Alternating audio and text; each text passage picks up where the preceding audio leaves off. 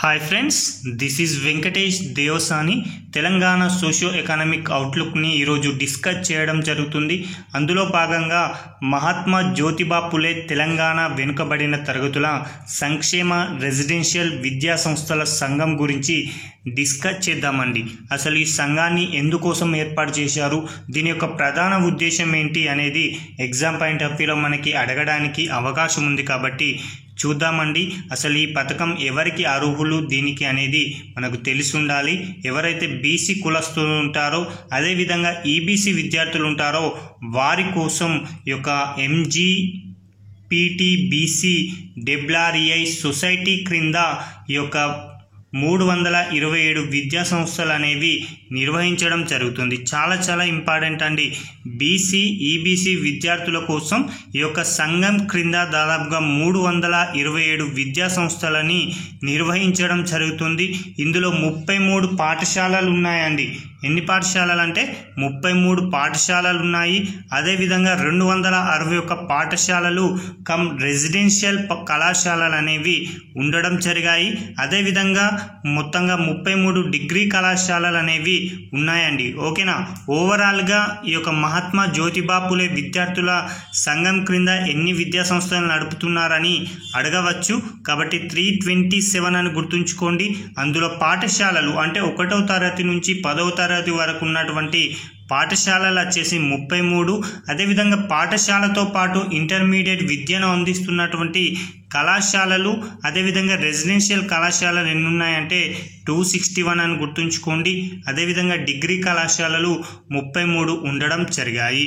అయితే 2023-24 ఆర్థిక సంవత్సరంలో ఈ యొక్క మహాత్మా జ్యోతిబా పులే తెలంగాణ వెనుకబడిన తరగతుల సంక్షేమ రెసిడెన్షియల్ విద్యార్థుల సంఘం క్రింద ఎంతమంది విద్యార్థులు ఉచిత విద్య అదేవిధంగా వసతిని పొందారు అంటే 1,49,189 మంది విద్యార్థులు ఈ యొక్క సంఘం క్రింద 2023-24 ఆర్థిక సంవత్సరంకి ఉచిత విద్య అదేవిధంగా వసతి గృహాన్ని పొందడం జరిగింది.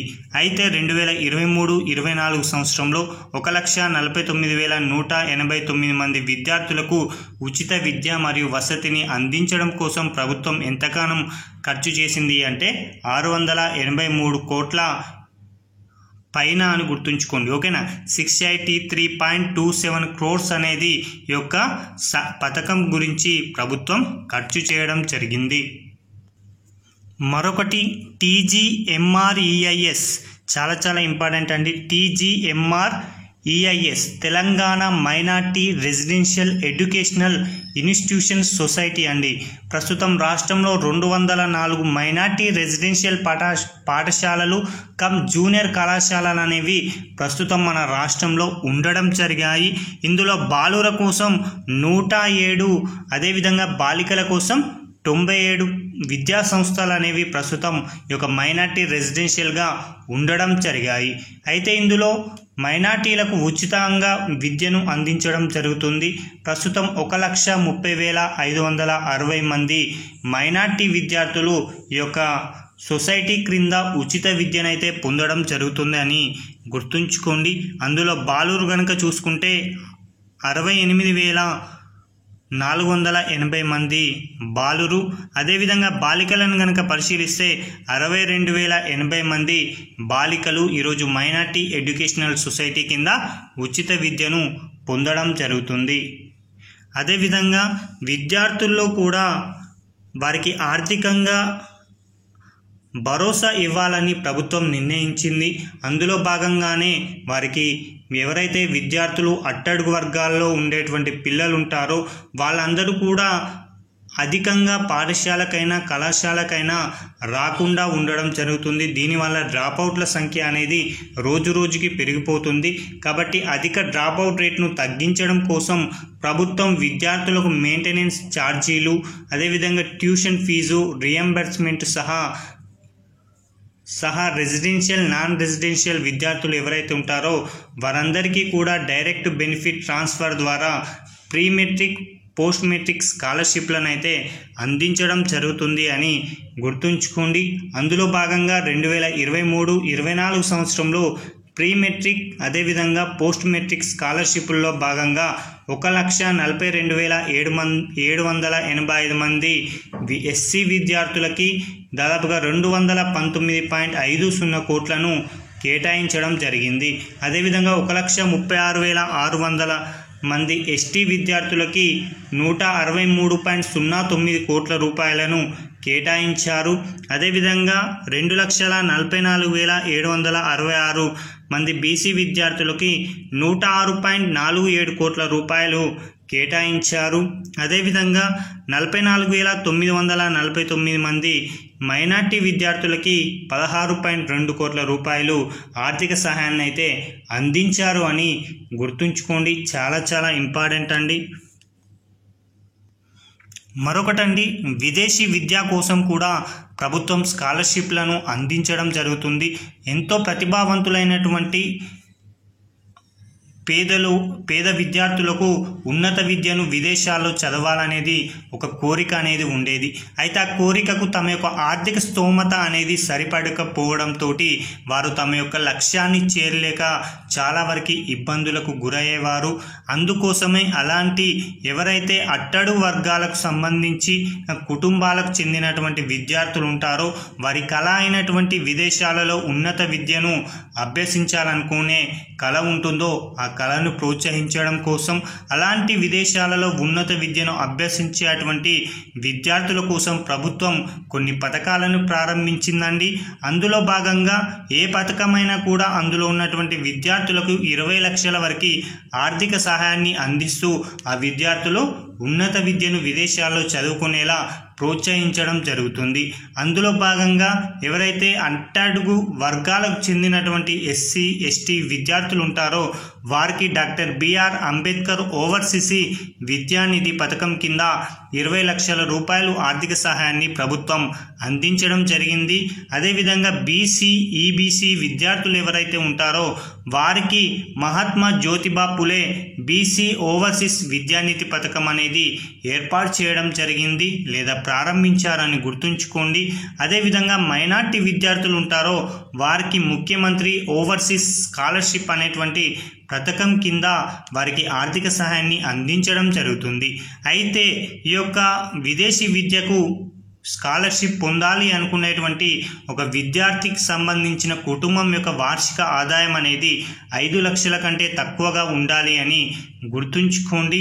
అందులో భాగంగా 2023-24 సంవత్సరంలో ఈ యొక్క విదేశీ విద్య కోసం దాదాపుగా 252 మంది ఎస్సీ విద్యార్థులు అండి.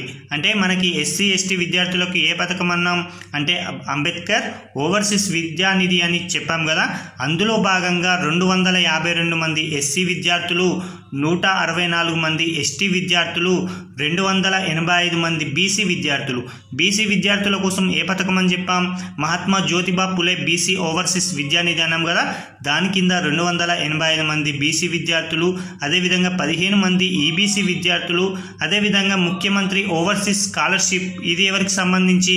మైనార్టీ. కాబట్టి 250 మంది మైనార్టీ విద్యార్థులు ఈ పథకం కింద 2023-24 సంవత్సరంలో లబ్ధి పొందడం జరిగింది.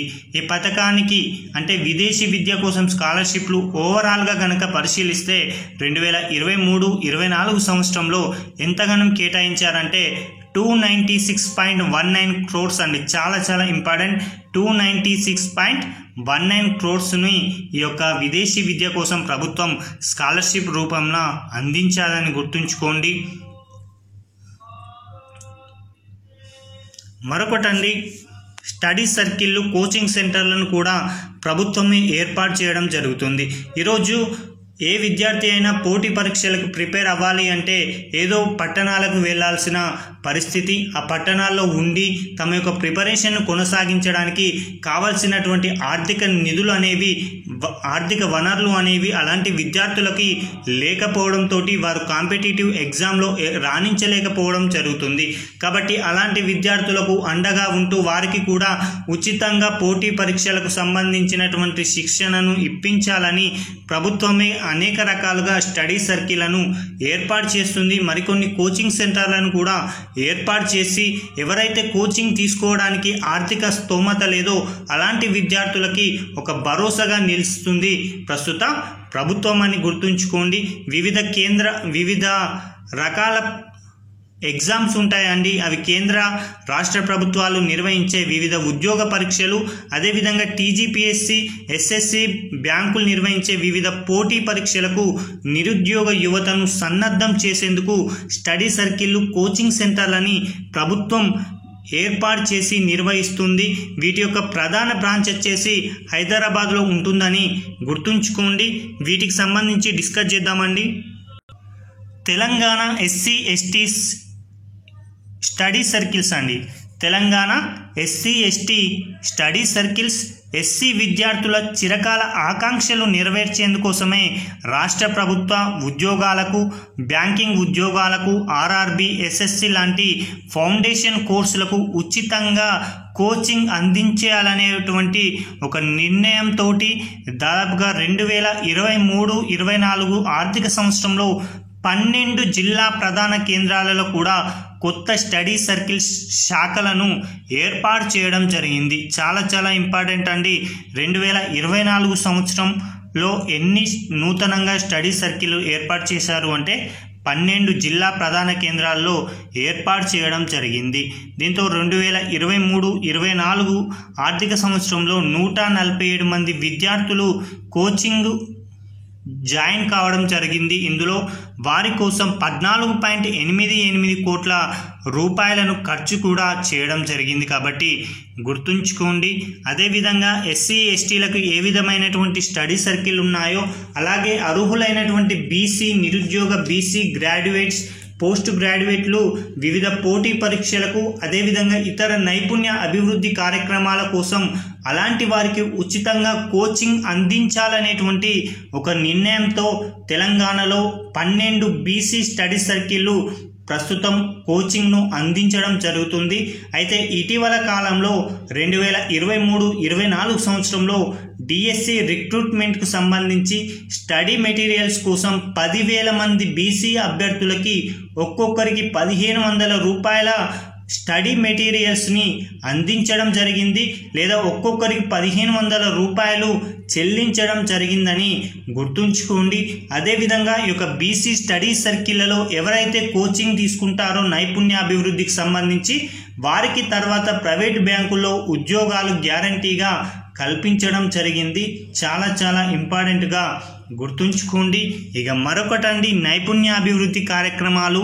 ఈరోజు ఉన్నటువంటి విద్య అనేది కేవలం బట్టీకి సంబంధించి అంటే ఏ విధంగా చదవాలి అనేటువంటి అంశం నేర్చకుండా కేవలం ఎగ్జామ్లో ఎలా మార్కులు సంపాదించాలో అంటే వారిని ఒక యాంత్రీకరణ శక్తిగా మారుస్తున్నారు విద్యార్థుల్లో. కాబట్టి వారికి చదువు తప్ప మరే ఇతర రంగాలలో కూడా నైపుణ్యాలు అనేవి రాలేక, ఉద్యోగాలు పొందలేక చాలా వరకు ఇబ్బందులకు గురవుతున్నారు. కాబట్టి ఎవరైతే ఉన్నత విద్యను అభ్యసించినప్పటికీ కూడా నైపుణ్యం లేదో అలాంటి వారికి కూడా స్కిల్ డెవలప్మెంట్ ట్రైనింగ్ ప్రోగ్రాంలని ప్రభుత్వం ఏర్పాటు చేయడం జరిగింది. అందులో భాగంగా స్కిల్ డెవలప్మెంట్ ట్రైనింగ్ ప్రోగ్రాంలు కనీసం 75% ప్లేస్మెంట్ హామీతో ఈ యొక్క కార్యక్రమం అయితే ప్రారంభించాలండి. అంటే ప్రభుత్వం ప్రారంభించినటువంటి ఈ యొక్క నైపుణ్యాభివృద్ధి కార్యక్రమంలో ఎవరైతే జాయిన్ అవుతారో వారికి 75% వరకు కూడా ప్లేస్మెంట్ అనేది హామీగా ఇవ్వడం జరుగుతుంది.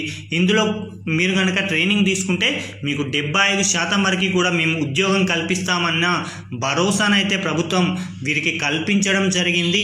ఆ యొక్క ఉద్యోగాలు కూడా ఐటీ రంగంలో అయినా, రవాణా రంగమైనా, హెల్త్ కేర్ అయినా, హాస్పిటాలిటీ వంటి రంగాలలో వారికి ఉద్యోగాలైతే కల్పించడం జరుగుతుంది. అదేవిధంగా విద్యావంతులైనటువంటి నిరుద్యోగ ఎస్సీ యువతకు వివిధ శిక్షణ అవకాశాలు కూడా అందించడం జరుగుతుంది.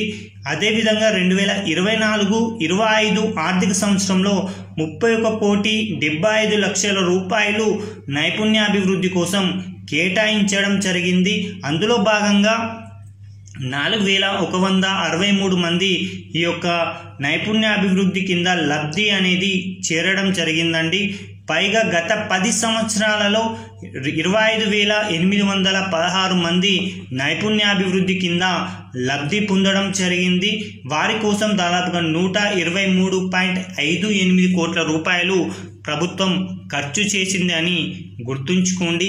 అదేవిధంగా ప్రభుత్వ ఉద్యోగాలు పొందేందుకోసమై ఎస్టీ నిరుద్యోగ యువత ఉంటారు, వారి కోసం కూడా యూత్ ట్రైనింగ్ సెంటర్లను ఏర్పాటు చేసింది.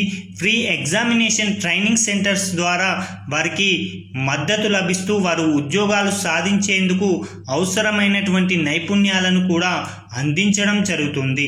2024 జూన్ నాటికి 136.80 కోట్ల ప్రణాళిక ద్వారా 45,607 మంది ఎస్టీ యువతకు నైపుణ్యాభివృద్ధి కార్యక్రమం ద్వారా వారికి లబ్ధి పొందారు అని గుర్తుంచుకోండి. చాలా ఇంపార్టెంట్గా ఎగ్జామ్ పాయింట్ ఆఫ్ వ్యూలో అడగడానికి అవకాశం ఉందండి.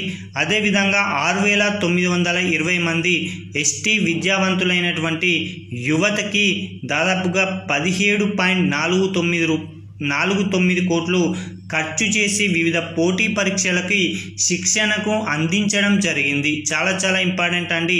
17.49 కోట్ల ఖర్చు ద్వారా వారికి ఎంతమందికి అంటే 6,920 మంది ఎస్టీ విద్యార్థులకి పోటీ పరీక్షలకు సంబంధించి ట్రైనింగ్ అనేది అందించడం జరిగిందని గుర్తుంచుకోండి. ఇదండి ఈ రోజుకు సంబంధించినటువంటి ముఖ్యమైనటువంటి తెలంగాణ సోషియో ఎకనామిక్ అవుట్లుక్లో భాగంగా కొన్ని కీలకమైన అంశాలను ఇక్కడ డిస్కస్ చేశాం. ఆ తదుపరి వీడియోలో గిరి వికాసం గురించి అయినా, ఎస్టీకి సంబంధించిన మౌలిక సదుపాయాల అభివృద్ధి కోసమైనా, ఆరోగ్య సంరక్షణ కార్యక్రమాలైనా వాటి గురించి డిస్కస్ చేద్దాం. Thank you.